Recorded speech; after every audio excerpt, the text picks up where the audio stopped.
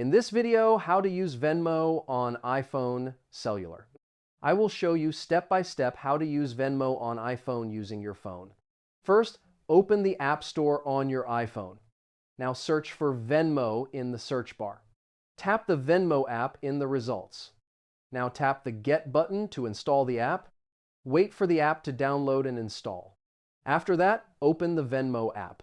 Log in to your account using your email or phone number.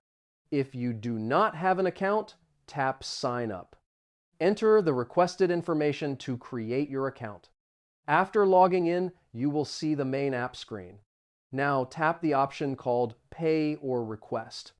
Enter the amount you want to send or request. Now type the contact name to send or receive money.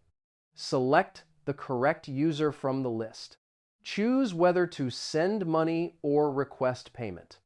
Add a note for the payment if you want. Now tap the Pay or Request button. Select the linked payment method. It can be a bank account, card, or Venmo balance. Review the details before finishing. After that, tap Send to complete the payment. The payment will be processed in the app.